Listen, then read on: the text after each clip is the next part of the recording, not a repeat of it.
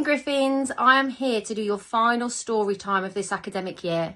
Now, I'm truly proud of all the achievements you've done this year, whether it's sporting, academic, how you've gone over and above to ensure that you've made progress. Your Griffin values have shone through. Boys and girls, I want to wish you the most wonderful summer with your families. Enjoy. Hopefully the sunshine stays. And I wish you all the best. And we'll definitely see you in September. Now, I've chosen the story called The Lion Inside, and this is a wonderful book from Rachel Bright and Jim Field, and I hope you enjoy it for the final story time of this academic year. In a dry, dusty place where the sand sparkled gold, stood a mighty flat rock, all craggy and old. And under that rock, in a tiny full house, lived the littlest, quietest, meekest brown mouse. He was so very tiny, so incredibly small, that nobody noticed him ever at all. He got trod on and sat on and missed out for stuff, ignored and forgotten. Yes, mouse life was very tough.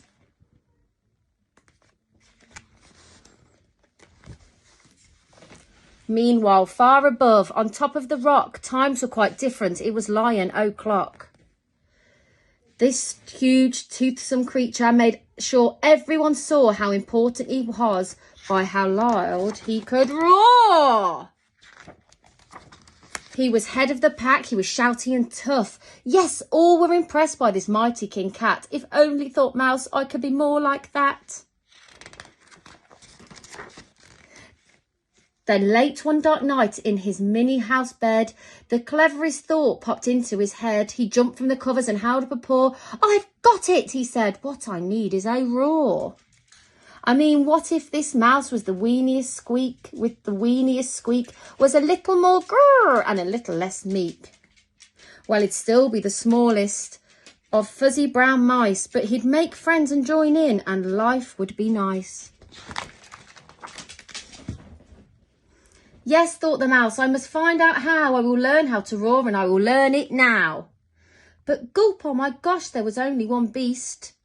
But who could teach him this thing, but might make him a feast?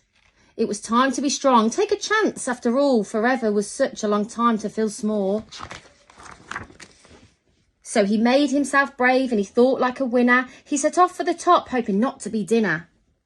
It felt like the scariest thing he could do, but if you want things to change, you first have to change you.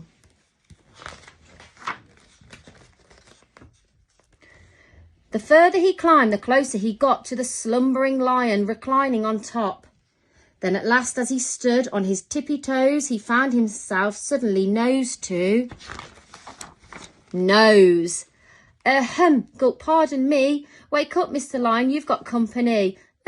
Squeak, Mr. Lion, what I've come for you is squeak. Do you think you could teach me your roar? A silence befell, that twinkling plain. Lion opened his eyes and puffed out his mane. Time slowed right down. Why, it felt like a week. Then he opened his mouth and let out an eek! The lion was shaking, his paw all a fumble. He was backing away with a scrambling tumble. Don't hurt me, he whimpered. Oh, try to be nice. Well, my goodness, the lion was frightened of mice. Don't worry, Mouse peeped. I'm a friend, not a foe. Let's rock this together. We'll have fun, don't you know? That was a magical moment for sure, when Mouse didn't feel at all small anymore. He had found his true voice and learnt to speak out, and for that you don't need to roar or to shout. And from that day and always, the two were a pair. They both liked that rock better, now that rock was to share. The mouse, while still little, felt big in his head, and Lion, he still roared, but with a laughter instead. Yes, that day they both learnt that no matter your size, we all have a mouse and a lion inside. The end.